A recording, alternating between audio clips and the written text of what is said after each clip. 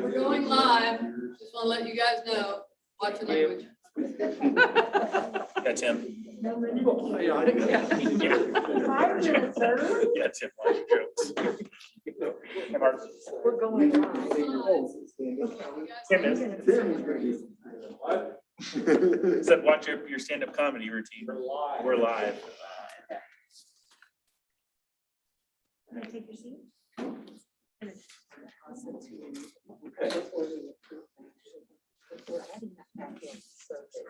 Oh, okay. Left and third. Left. Okay. Yeah, two. Okay. And so I'll introduce you as I go. Oh, this is Ryan. He gets a copy. You know, Keith, he gets a copy. Is Patty gonna be here? Wherever Brad went. Is Patty gonna be here? Oh, did you? I can take it.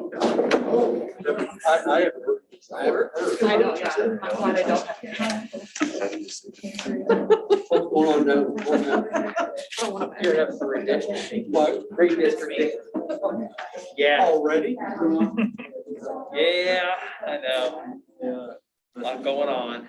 Well, All is well. preparing. So is that going? Problem is people trying to determine. I know what they go to their own big deal. While they're in the meeting. They're not picking them. The vote. Yeah, I mean, Who's it's, elected?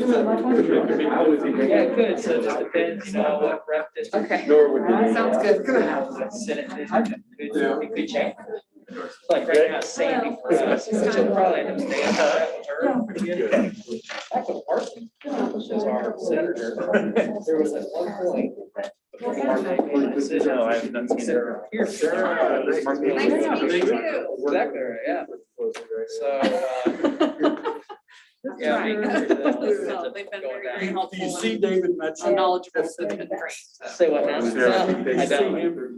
I've crossed paths with him. I'll try to keep it down. 30 minutes or so. That's right. Well, welcome. Thank you very, very much. See him. I mean, he's a good guy. Yes, he is. And I knew his brother who. But anyway. We He had lived- an extended he lived here. campus. So, Yeah, No, I he don't lived- see what y'all say. This is your packet. I treat all the information you put over, so you can take a look at that and those are your places. okay. Thanks, Thanks, Sean.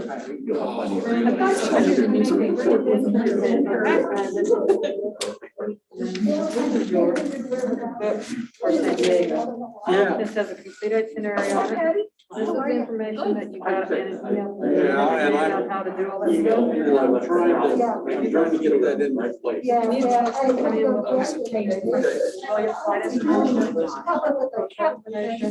information, registration, schedules, and then information about. Okay, now, show me on that flight, this is, show me. Yeah, 65. To go and I stuff. got So by the the time leaving you out there get like, there, then the or I am. This is you. You do have a change. day, And it should be leaving at 6:45 and arriving at past 2:20. J, there'll be So it's not a big you deal. know, and you're gonna have to talk to your. Okay, I'm just getting Kansas City at 2:50. What did she tell you on my Okay, navigation? okay, It's there. that's. Yeah, that's your. Sometimes. Okay. West Okay. End. All right. And then it's also. So this is- Well, on the thing, I printed off, So, yeah, so we didn't see. they put everything that I. We have the very first one, which was before we changed your flight. Okay. So there's your itinerary and your flight numbers. So, So anyway. it's all there. Like. It's there for you. And we'll- When I went to the wrong place, I'm just not being wrong. And I got over there because I got it. The only thing is your area. Oh. And I thought about calling somebody. Yeah.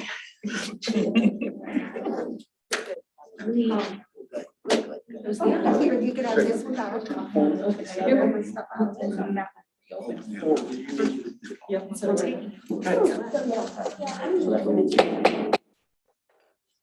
It looks like it's 4 o'clock and that means that we are ready to begin our September Board of Trustees meeting. Welcome, everyone. Yeah, I think everyone is here and we're ready to go. glad you're here. You have in front of you the agenda, and we need a motion and a second to approve that. Make that motion. Okay. All those in favor say aye. Aye. Any opposed? Lynn, do we have any citizens comments? No, we do not. Thank you.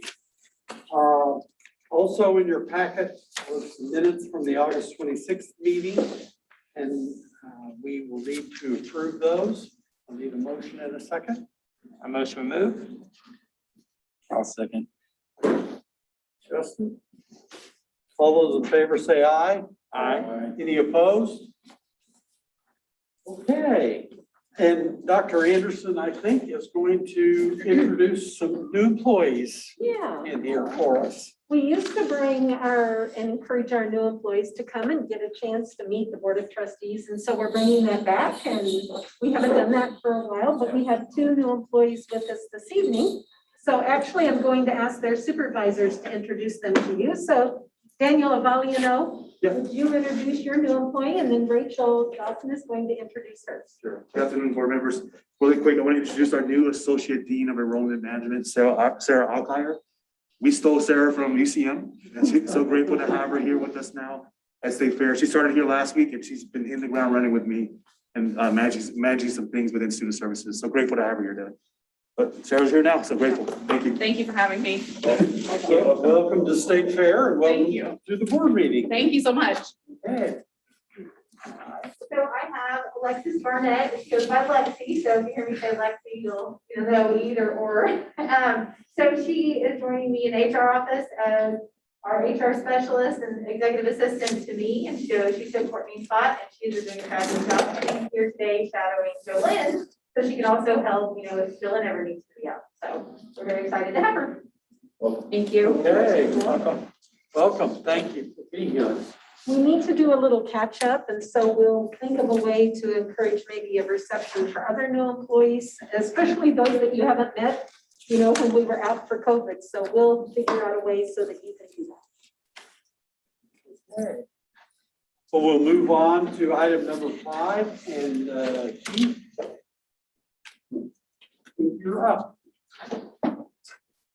Lynn, you want me to just talk down here, or I need to go up to the microphone? No, you're fine. They'll hear you. Okay, good. First item is the warrant resolution for the month of August. In that month, we dispersed $3,632,370. 1.87 of that to accounts payable, and $539,000 to the Olin Howard Workforce Innovation Center. $753,000 in payroll. You see the remainder there, but $3,632,370 in disbursements during the month of August.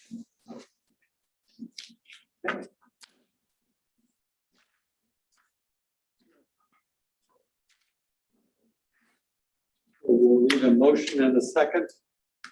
Motion to move? I'll second. All those in favor say aye. Aye. Any opposed? All right. Item 6. Next item on the agenda is a recommendation for a mid-year adjustment to our technology fee. The board retreat that we had recently, we talked about a number of things that are impacting our budget right now. But the technology fee was set at $20 in 2016, which is 5 years ago. And obviously, technology costs have increased quite a bit since then. They continue to put pressure on our budget. We have pressure in a number of areas on the budget. We felt it was prudent to change that fee now instead of waiting until the next semester. So it's my recommendation that the technology fee be set at $30 per credit hour, beginning with the spring 22 semester and then through the summer 2023 semester. Okay, thank you. And as the board, those of you that were at the meeting, we did discuss this at length, and it was determined that this was what would be the best situation for the time being. So I'll need a motion and a second to increase that. I'll make that motion. Okay, there's a second? Tim? Okay. All those in favor say aye. Any opposed? Okay. Rachel, item number 7. So if I drop paper, then I'll laugh at the podium here. Okay, so at the last meeting, we talked about the request to implement a policy for flexible work. So that's what number 7 is about. And I don't know, do you want me to put forward the request before we talk about it, or is there a recommendation one way or the other? Okay, I'll read it and then we can go from there. Okay, so it's recommended the Board of Trustees approve the addition of policy 4230 flexible work to personnel services policies and regulation as presented. These have been approved by the College Council and ELT. So I've asked Rachel to share with you, last meeting, you had this for the first time to review and Rachel went through it.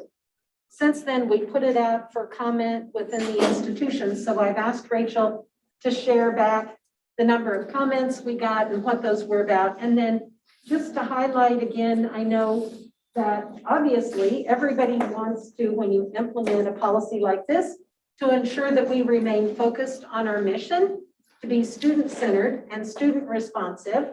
And so we're going to talk about that. And then we are glad to answer any questions you might have, because this is a big change. And we want to make sure that we've thoughtfully answered your questions, but I can tell you and assure you, there's been a lot of conversation with the committee, which was comprised of HR advisory council members, as well as college council in drafting the proposal.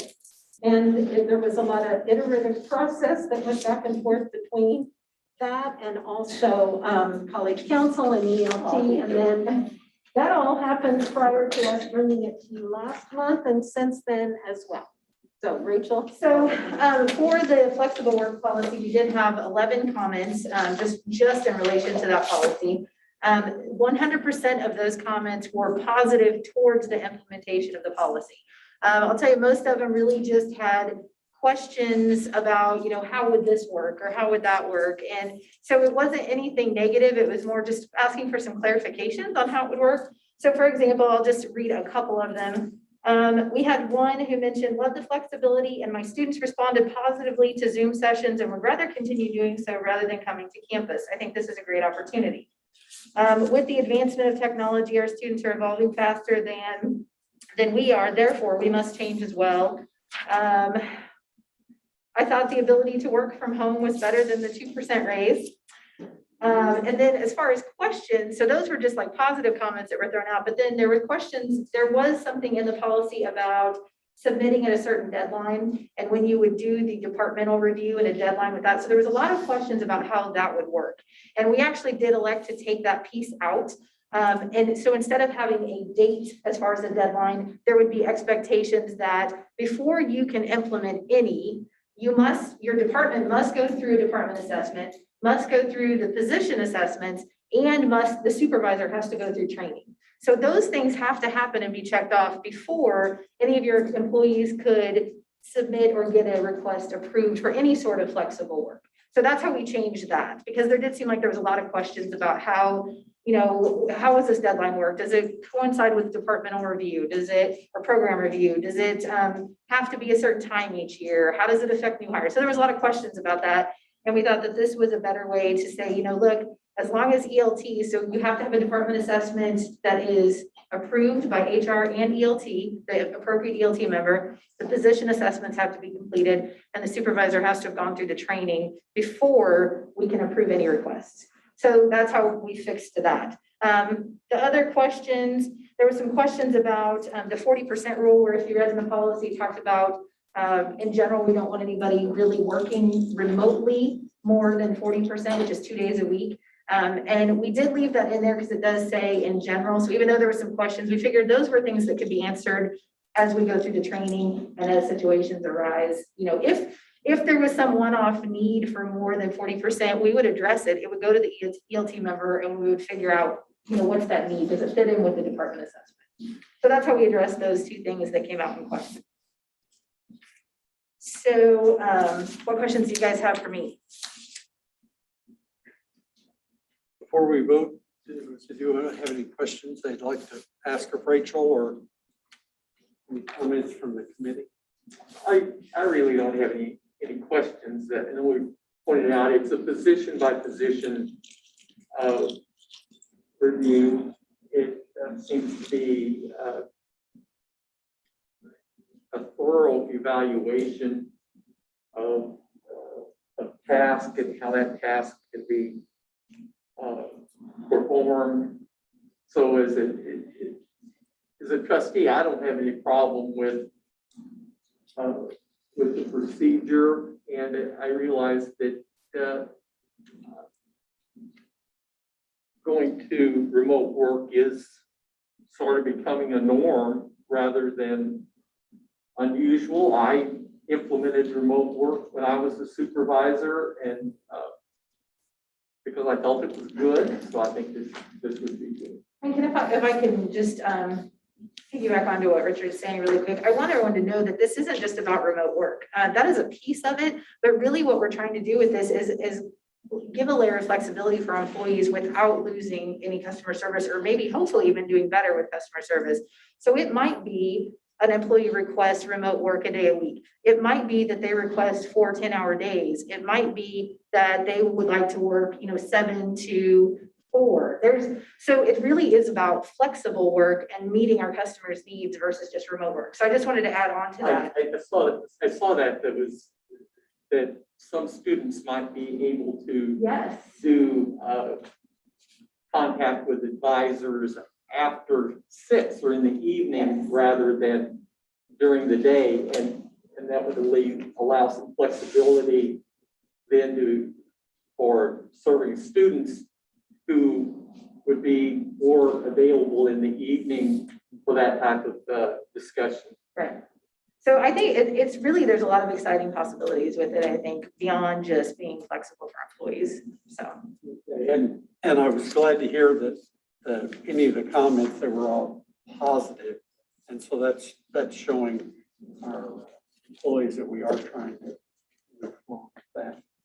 Okay, we'll need a motion and a second to accept this recommendation.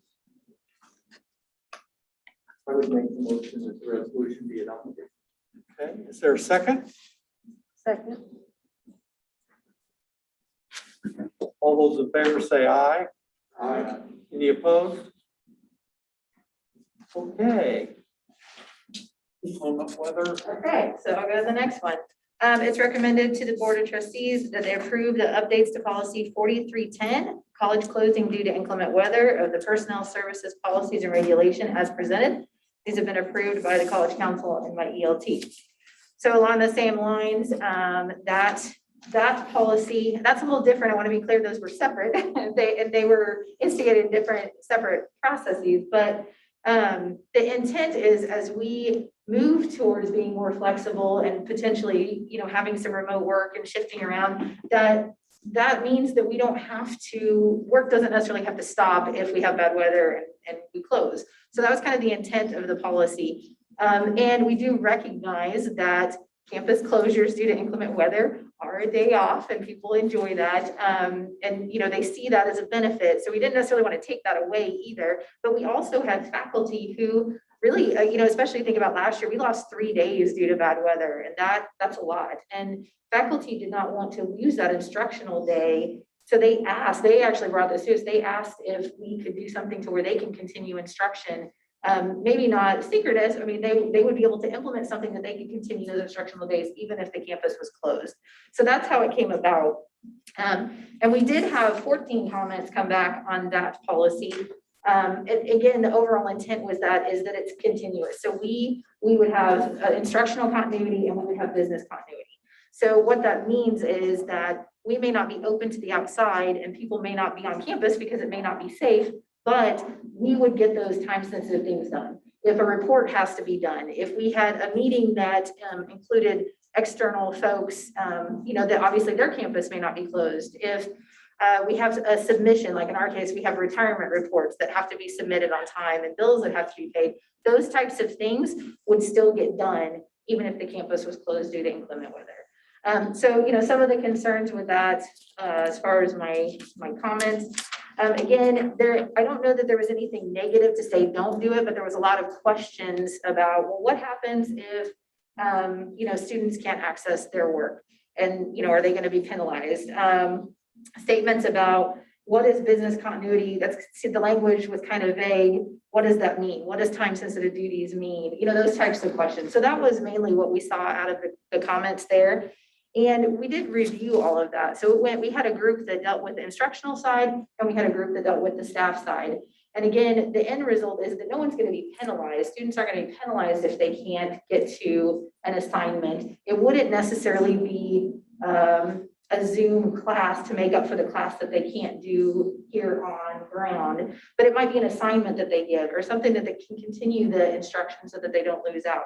On the staff side, it would be, again, those time-sensitive reports that have to be done. And then, there was other questions like, well, what if the internet's bad? We acknowledge the internet may be bad when weather is bad, but we could look at it as, are you available to answer calls on your phone or respond to emails on your phone? Again, those come from the supervisor. The supervisor is going to know what the time-sensitive issues. I don't know what Jolene's time-sensitive issues are, and she doesn't necessarily know what mine. So that would be my decision as a supervisor to say, hey, I need you to turn this in. I need that to be done.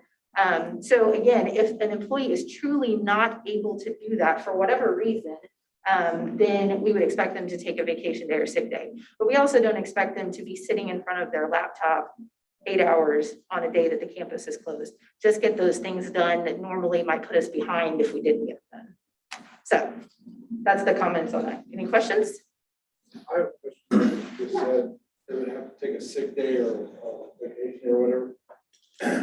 What do they have to do now with campus closed? So right now, it's basically a holiday. It's a paid holiday. So just so I'm understanding, if you have 100 employees and 90 of them don't have pressing issues that they have to have done and do, and 5 of those don't have access capability, so on and so forth, then they would be, for lack of better, penalized, whereas everyone else would get a day off. So when we say the time sensitive, and again, that could be differ by department, but the expectation is while we aren't open to the outside governors, and I had a conversation about this today, so feel free to jump in, but we wouldn't necessarily be open to the outside. So it's more of an internal thing to make sure internal stuff is done. So I would be very surprised if we don't have something for our employees to do or to be able to get those time sensitive things. When I say that, it could be, again, submitting a report or submitting a requisition to the business office to get paid. It may be just 1 or 2 things, but that also means that if I need my employee, if I have a question for them, I'm working on something, I call them, they don't answer, no big deal, I leave a message, they call me back. To me, that's being available. I'm not sitting there waiting until the next day. So I would anticipate that all supervisors would have something they need to communicate with their employee about. We did talk in ELT also about, does it mean that they have to have their laptop? Because we know internet might not be great, but in most cases, you may not have internet on your laptop, but you can check your emails on your phone. So again, we're not necessarily expecting you to be in front of your computer for 8 hours punching a clock. You're still going to get paid for that day. But if there is zero ability for them to work, like I can't call you, I can't email you, I can't get you, then yes, they would be expected to take a vacation day. I don't think of any situation where we've had that happen. We've had sketchy internet, but we haven't had to where someone is just absolutely, we cannot contact them and we can't get hold of them. And just, to me, it just doesn't sound, for lack of use the word fair. If you're truly unable to be contacted, and it's beyond, I mean, not that you chose to go out and make snowmen, because you just truly can't, you don't have the resources that are functioning, be in contact. Whereas every other employee here, if they aren't made to be contactable or they don't have to be contactable, it doesn't seem right. We kind of expected that everybody be contactable, and that's part of the thing. That would be part of the expectation that you be available. That doesn't mean that I'm going to call you every minute of every day, but I would expect that you would be able to be contacted. Again, I I would not see a situation, it might be a one-off. I wouldn't see a situation where an employee would just not be able to be contacted at all, unless they don't want to be. And if they have their kids home from school and maybe it doesn't work for them, so it wouldn't be in that situation where they're like, hey, I've got 4 kids at home and I'm gonna be chasing around and I can't do my work at all, then they would take a vacation day. So I don't see that as a penalty. I understand where you're coming from. I don't see that as a penalty. And with what you're explaining as far as the, you know, if you have other sideline avenues because you have the day off, I understand that. That would make perfect sense. And that's really more of what I expect to happen versus people just not being able to. So the whole intent is, again, trying to keep business moving to where we're not behind if we're gone 3 days. So you're right, so there might be 1 week that we have a snow day that, you know, the business office has something that has to be done, but the following time that we have a snow day, they don't have anything. So there's going to be ebbs and flows, I think, where some people might have more things that are due than others. And there might be times where I don't need you all day and I don't call you. So I understand where you're coming from, but that's kind of how we envisioned it as we talked through it. And the other thing is too, we really looked at it as kind of a, you know, so we're trying to be more flexible with the remote work and the flexible work. And so you know, we get a little bit back on the snow days to just keep things moving. And honestly, it was the employees at our last snow day last year, it was the employees that assumed that they could get stuff done because they had laptops. That was the big surprise, is they were contacting us and saying, hey, what do we need to do? What are we supposed to be doing? And we're like, well, I mean, nothing, we're closed. We didn't really have anything. We didn't expect you to do anything. And that was before. So that's what kind of clued us in that we needed to do something about this, that they felt like, hey, I'm available. What can I do? Or do I need to do something? Or what do you expect me to do? And so that's where we're like, this kind of meets in the middle, where I don't necessarily expect you to sit in front of your computer for 8 hours, but hey, if I need something, can I give you a call? Or, you know, if you can send that email that was due today at noon, can you go ahead and send that? You know, those kinds of things. Okay.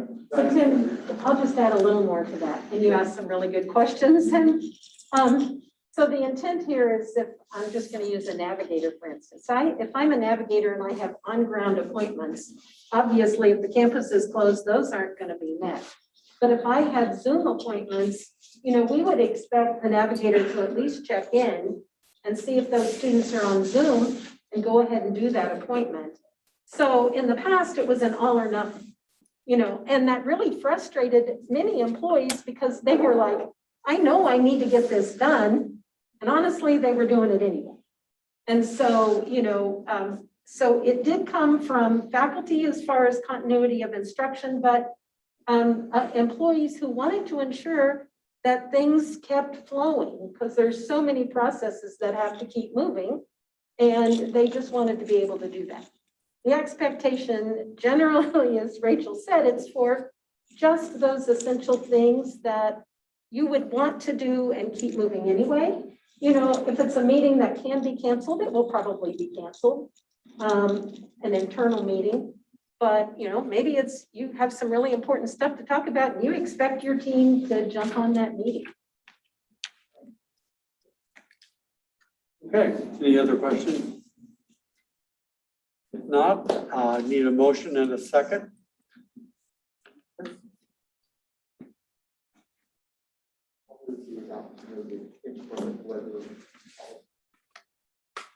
Okay, we hear a second? I'll second All those in favor say aye. Aye. Any opposed? Okay. Item number 9. Dr. Anderson. All right, thank you. So in the past, the Missouri Community College Association has had institutional dues. Those have been based on an institution's overall size, and they have just been automatically paid because we've all agreed to be a member of MCCA. Because it reached a threshold, we thought we should really bring this to you. Here's how it's happening now. As you'll recall, in the past, we have always paid for our employees who wanted to be members. Some institutions did that, some did not. And so there was a lot of discussion about reorganizing how the Missouri Community College Association, both the institutional membership and the individual membership of employees, work together. And so it was decided that there would be one institutional dues, and that gives all employees the opportunity to be members. And in fact, they would be members unless they opted out. Therefore, they would be able to take advantage of, all of the professional development, the conferences as membership. And so those are just now being sent out for payment for State Fair Community College, because not all institutions were paying memberships. This is actually increasing the total number of members in MCCA. And our total contribution actually is decreasing by about $2,000. But it is recommended that you approve the MCCA institutional dues of $28,617.83 for this fiscal year 22. Okay. I motion we move. Nick, we have a second? Second. All those in favor say aye. Any opposed? Aye. Jacob, you're up. In March, as all of you know, the third round of the COVID relief funds was passed by the American Rescue Plan Act 2021. In April, I brought to you the approval to accept an award of approximately $9.1 million from that fund, of which 4.8 was for students and about 4.3 is for institution. That was under the primary called Section A1, 2003 A1, which is the money going to all institutions. There's another portion of that act called the Strengthening Institutions Program. And it also has some funds in it for those institutions like community college and others who service a group of students who are predominantly have more Pell Grants to them, i.e. a little bit lower income student. And based on the number of Pell Grants that you have, you get you're rewarded more money. Well, those awards were distributed last month. State Fair was awarded an additional $382,959 under Section 2003A2 Strengthening Institutions Program. That's all institutional funds. It follows the same rules as all the other HERF monies, and they have to be COVID related, very strict in that. But need your asking for your approval to accept those funds of $382,959 and then to authorize myself and the president to use and draw down those in accordance with the provisions of the American Rescue Plan Act. Okay. If there's any questions, we will need a motion in a second to accept these dollars. And as Keith stated, they do need to be related, and there's a whole gamut of, I guess, directives as to what it could be spent for. And we trust that you'll take good Same care of it. rules as all the others, just a different fund source. Okay, I motion we move. I'll second. Justin. All those in favor say aye. Aye. Any opposed? Thank you, Keith. Dr. Anderson. All right, well, I have a lot. There's a lot of big news to share, and I'm going to start with last legislative session in House Bill 2. It was put into House Bill 2, and Governor Parsons signed $2 million for CTC, which are the career and technical centers across the state, to be able to make application for into that $2 million, a request for capital construction projects. We had a big announcement today, and I'm going to let Dean Michael Rugg share the announcement that we got.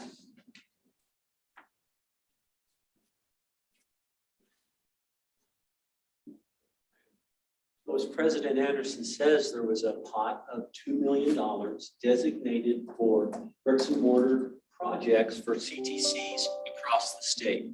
Now, there's 56 CTCs, different operations that were eligible, institutions that were eligible across the state. But in order to qualify, you had to have an ongoing construction project. So that narrowed that pool from 56 right down to 10. So there was $2 million. There were 10 qualified candidates. So we wrote that grant up. Eric's crew did a great job. we anticipated we'd get a couple $100,000. So today we got 500,000. We received 1/4 of eligible funds for the state. Tremendous. So that's really good news. If anything would make it better, we're also working on another $135,000 that we'll have submitted to for equipment to match. So hopefully we can bring back some even better news later, but And Michael, is that federal dollars? that will be state dollars. We do have a match requirement, but since we've already expended that money, we really have the match in place. So we're in good shape with that, and we're out after more. So Eric's group does a great job on that. They work with my CTC staff, works with the credit side, and everybody's pulling together to get these things done. Congratulations. So just as a reminder, the Olin Howard Workforce Innovation Center has the Career and Technical Center for Welding and Precision Machining. And so this $500,000 will be applied to those spaces that are for our high school CTC students as part of that whole Olin Howard project. So capital construction dollars that will be able to count toward the total. Mary, we didn't hear anything from you.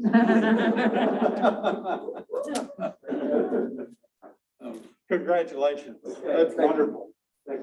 All right. Along with that, yesterday, there's just so much great stuff going on and compliments to our entire staff and faculty. Yesterday was our career and transfer fair. We served 439 students, and it was a really busy day over in the MPC. We had 31 higher education institutions, people from Wichita to all across Missouri and beyond. Institutions were represented, and 65 local and regional businesses. And so our students could go in, talk about jobs, talk about transfer, and the Smith Cotton JAG students came over. We had our own CTC high school students, just a tremendous fair. So I want to give a shout out to Yvette Sweeney, who's our Director of Student Success, along with Rochelle Hockett, who is our community liaison for career and tech, and Emily Westermeyer, who is oversees some career services as well. They and their whole team did a tremendous job and had really good feedback from the employers and the colleges, said they were treated exceptionally well. So, excuse me, it was a really big day. Our cross-country team is ranked 17th in the nation, and Coach Brad Hagedorn sent that out today, letting us know that, and he is optimistic that some of our students will make it to nationals. We sure hope they do. The men's and women's soccer teams both had wins yesterday. It was a gorgeous fall day to come out, and we had a good crowd watching our soccer teams play. So congrats to Coach Jamie Beltran and our assistant coaches and students. On Monday, and this is a compliment to Dean Rogg and Rochelle Hockett and our CTE team, a number of our instructors and staff went to Wichita State University Tech in Wichita to see their NC3 processes, and those are really certifications for workplace skills for today and into the future. And so a team went and just great work in helping us really understand what that NC3 is all about as we try to up the game here at State Fair Community College, making sure that our career and tech programs are cutting edge and actually beyond that. So great work there. We also, in the process, and their president came in and greeted our group, and they treated us to lunch, and it was just a really great time to be there. Also, a part of that process, we stopped by on Sunday, the Fab Lab at Independence Community College. That's Brad Henderson's former institution, so he arranged that visit, but they have a Fab Lab. It's really a maker space geared towards small business development. And that was interesting to see as we think about, you know, making maybe that kind of an opportunity sometime down the road available here as well. Monday, we had our athletic, Monday was a busy day. Monday, we had our athletic department meet and greet, which was sponsored by the Booster Club And if you haven't noticed, our booster club is doing some awesome things. Hopefully you've been kind of getting some of their emails encouraging you to be a member of the booster club, but they've got Rowdy Rascals for little kiddos.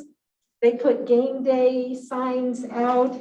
And if you're a member of the booster club, you could get a sign to put in your own yard that says Red Runner Athletics. So thanks, Dr. Bates and Darren Paneer and our coaches who talked about their programs these fall, those programs who will be competing this fall and starting this fall and into the spring. And that was a really good time. The Fast Track program, and I'm just going to remind you, the Fast Track is a Missouri scholarship program specific for individuals who are non-traditional, but they're going into a high demand career track. And it kind of functions, I guess you could think like A+ for high school students. Fast Track is for adult students to be able to get financial assistance to pursue that career training that's often expensive. It has been expanded to non-credit courses. And so I know Dean Rogg and Dr. Bates are looking at making sure that we can implement that. And I think specifically for our CDL program is how we expect that some students will be able to take advantage of that Fast Track funding. And that is an expensive program. So we're excited about that. And then just some kudos here. Our Tim Wells and Ryan Mahana had a really successful production of With Their Eyes, which was focused on a 9/11, 20th anniversary of 9/11. Compliments to them. The theater department, as part of that, had a visit at Rockbridge High School in Columbia and presented that. So I know sometimes you don't know all of the outreach that our academic programs and others are doing. And then the United Way has a day of caring on October 2nd, Saturday, a week from this Saturday. And Dr. Bates kind of took charge of getting a committee together to respond to that. And so we had our sonography students, our women's basketball team, the nursing department, and others who said, yeah, they'd like to participate in the United Way Day of Caring. So we will have a State Fair Community College presence in the community to help with that. I would like to recognize our Employee Engagement Committee that's chaired by Polly Grapes with lots of others.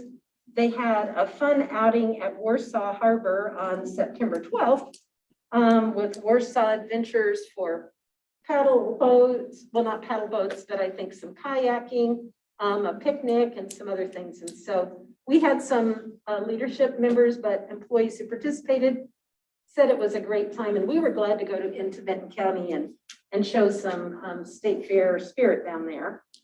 Golden Valley Memorial Healthcare continues to be a very valuable and engaged partner with us. They recently offered a donation of operating room surgical table and sleeper chairs. ELT said they would be glad to take the sleeper chairs if Rhonda couldn't find a place for them. But, we are implementing a surgical tech program and they stepped up and said they would donate some equipment. So we just want to say thank you to them. There'll probably be an appropriate news release if there hasn't been already about that, but also wanted you to know that they have also are in the process of purchasing the Truman Regional Community Development Corp building, which is where our campus is in Clinton. And the reason they're doing that is because they see us as being central to their community, the programs that we have there, and they wanted to ensure that we would continue to be there. And so they're doing that. Was one of the decision points in them purchasing that facility. We had Dr. Phil Frasica from Bothwell Regional Health Center provide a presentation on COVID and vaccines. It was recorded so that individuals could watch that. He's going to do another informational session on September 30th here at 11 o'clock if you are interested in participating with that. And thank you, Dr. Huttengan, for coordinating that with Bothwell. But we know that individuals have questions and concerns about the COVID vaccine, and we were trying to help them have good information, and Dr. Frasica does a lot of research on that. Our own Dr. Andra Ferguson we'll be doing a Missouri Community College professional development two-part session on compassion fatigue.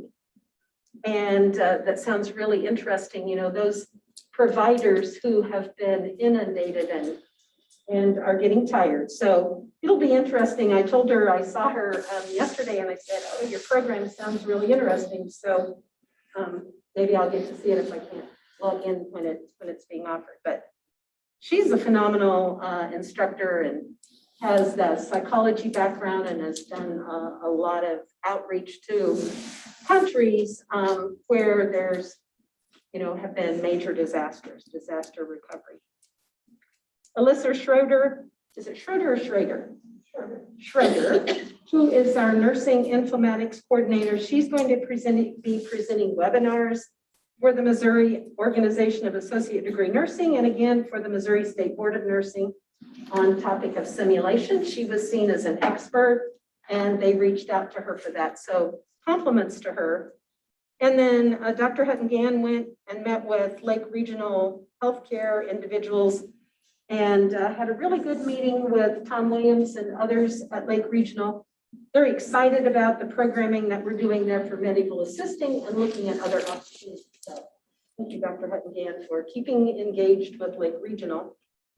The SFCC Foundation won the Community Blood Drive Challenge. I don't know if you knew that, but thanks mainly to our health science students who took us over the top, but we kind of blew it away. We had way more people that offered to donate on behalf of the college, but many of them were students, so we really thank them for that. And then Jim Cunningham has let us know that the Library of Science program at UCM has asked our own librarian, Michelle Franklin, to serve on their advisory council. So that is a really good connection, and our compliments to Michelle. You know, you don't get asked to do that unless you're seen as somebody that's going to be valuable to that program and it's a good relationship. So our compliments to Michelle. Oh, and then finally, and this is just about as big a news as the first announcement. You know, you previously have accepted the American Rescue Plan funds that are coming to the college on behalf of the college funds and student funds. So I just wanted to announce that the first disbursement of those ARPA monies out to students will be going out this fall semester shortly. It will total $3,161,500 that will be going to students. Those students that are full-time students with most need, in other words, having a Pell indicator that they have the greatest need, will get $1,500. The next category, $1,300, $1,100, and $600 if they have no FAFSA on file. That's for full-time students. But all of our students will be getting some award. As we've told you in the past, those disbursements have to go directly to students. We do ask them if they would like to apply that to their account. And of course, we would love it if they check yes.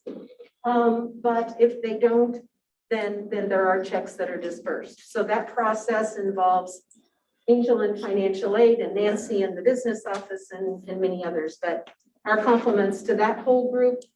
That should help some with, there will be another disbursement in the spring, but you know, the small increase we've had in our technology fee, students will be soon getting compensation to help during this time of COVID. That's it. That was a lot of. I know. There's a lot going on. As you can tell, compliments to all of the staff and employees that are involved, and it's a great time for the students to be able to take advantage of lots of opportunities. And I think I can speak for all of the board members that we're proud of the activities that's going on campus, and it's kind of fun to see that a lot of stuff going on, and we're getting money, and that's maybe not for the right reasons, but it's good. We appreciate that all very much. Thank you. Okay, Ms. Troy.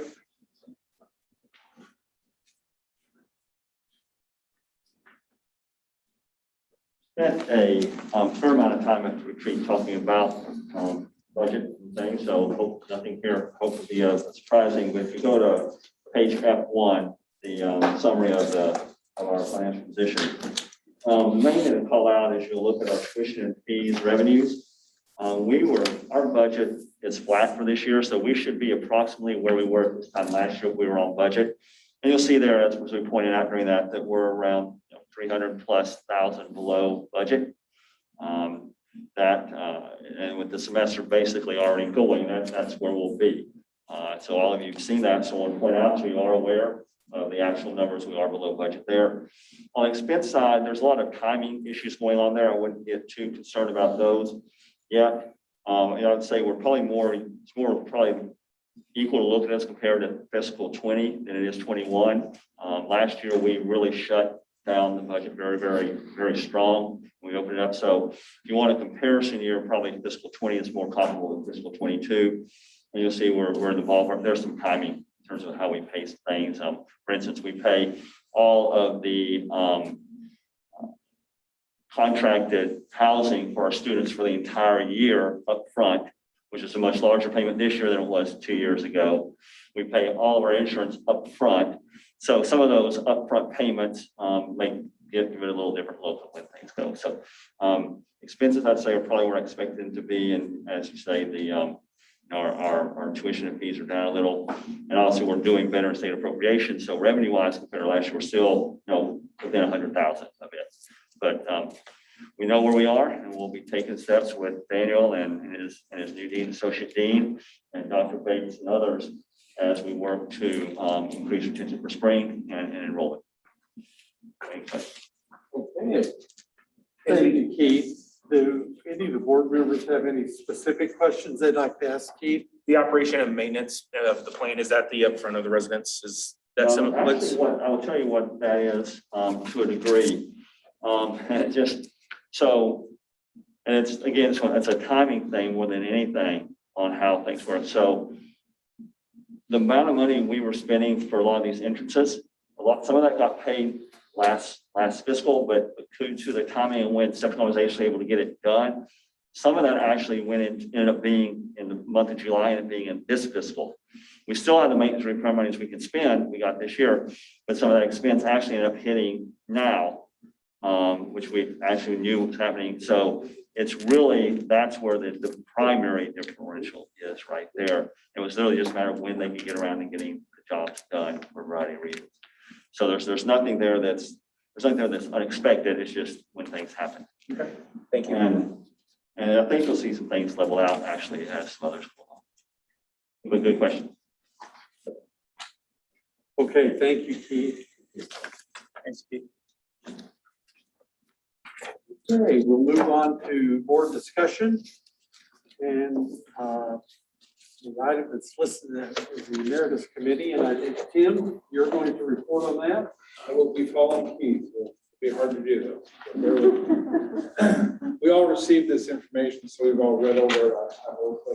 The main points I wanted to bring out was the fact that prior to our meeting today, Dr. Anderson told me that she's had a very, very good response from not only our living past trustees, but also the families of those who have went on before us.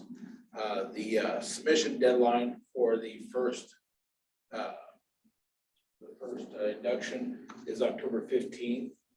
And we have tentatively set, well, we set the date for November 14th, the time element, and then the type of program is going to be dependent upon the numbers. So we still have a work in progress, so it's not etched in stone at this point in time, but definitely have a direction that we're headed. Okay. And Randy, I would like to give compliments to Lynn, who got the information out to the individuals who met the service time requirement and dug up addresses for all of those who are deceased for family members to be notified.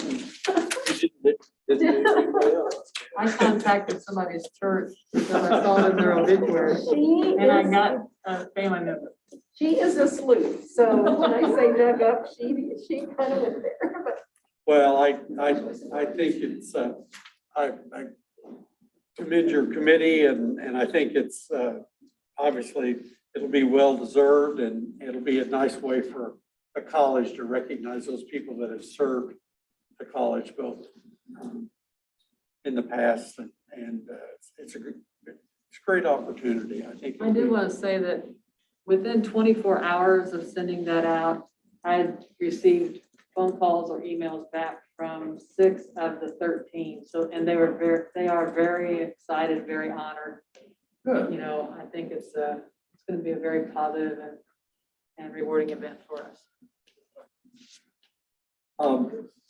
And I thought we might just ask about the Olin Howard Center as far as yeah. where we are. Are we? I told Justin, I asked him, I said, you know, you're just kind of a standing report, and then I didn't pitch it to him, so. I made some notes, so I'd actually gone over there today too, just to really give you the fresh update of what's going on. But we have lots of steel studs going up. So walls and classrooms and offices are really starting to actually take shape over there. We have lots of plumbing pipes started, some overhead, connecting stuff that we've already got in the walls and in the ground. We have mechanical HVAC units that have arrived and they're getting ready to start raising those up and mounting them to the ceilings in the shops. We've got metal panels as part of the metal building process. So it's called a liner panel, but so some of those inside panels are going in so that finished wall is actually there in some spots. Some of the storage rooms and some parts of the shops. I just found out today that the windows and the doors, the storefront pieces will be coming in the next couple of weeks, which means that we could have them installed by the end of October and be dried in, which is another, you know, it's a big milestone for that building to get dried in. And then we can really rock and roll with some drywall. We will be doing some drywall, but it'll mostly be up stuff that's protected, things like that. And so that portion maybe really well, you know, it increases other things that can be finished out and things like that. So we start adding heat to the building and things like that. So. Absolutely. Okay. So if you trustees would like to don hard hats and enclosed toe shoes for all of us, we would love to, before the next board meeting, plan a time, maybe 3 o'clock. I asked Justin if we could do it, you know, in 45 minutes and get back here, but to take a tour of the facility and have someone from the construction team on site and you could see what's happening. Okay, we'll plan on that, so. Yeah. And I gave them a heads up and they were excited to have you guys come out too. So we've also had several student groups that are getting ready to come through for different programs. We just started receiving some requests for that, so we're gonna get those arranged. It's to the point where it'll be meaningful with the classwork that they're doing. So it makes it a living, breathing classroom for some of our programs too as well. So we're excited to see that happen. Okay, thank you. And then just to add on, I let ELT know too, but you know, the theme today is getting money. So the facilities management department received a grant award for $43,000 from the Department of Natural Resources to take scrap tire material and lay some non-playground, as the grant says, non-playground walking trails. So what we're going to do is tie in some of our sidewalks from the Yater building to the Potter Ewing building, where the students currently have to walk down the street or drive in their car. And we're going to tie in the Lions Lake, or the Lions Pavilion at our pond to our sidewalk system. And then if you've been on our outdoor walking track, it kind of goes on a big loop and then it just kind of stops. And then you got to go back and work your way back out. So we're actually going to close that loop off or close it in, I guess you should say, and make that loop one big continuous loop that'll allow it. Our plan is then to put in for the grant again next year. They were very excited to see us as a new grantee being on their rolls. And the phase 2 would be to make a walking trail around the pond as a whole. So include that whole area over there that we use as a retention pond, you know, and it has a useful use, but it also has an aesthetic use for our campus too. So And compliments to Justin, our facilities group, who have really cleared the pond. It's visible, it's an attractive feature. When we did the campus master plan several years ago, we said that could really be an attractive feature, and it's getting there, Justin, so Yes. good work. Yep, thank you. Thank you, Justin. Okay. Are there any other comments from the board? Okay, we'll need a motion to go into closed session, and it looks like we're gonna, the board will move into later 1:48. Do I hear a motion? Motion moved. Sorry, I'll second. Patty is a first and Nick is a second. We're rushing. All right, Randy, Yes. Tim Carr, Justin Hub, Yes. Nick Estrada, Yes.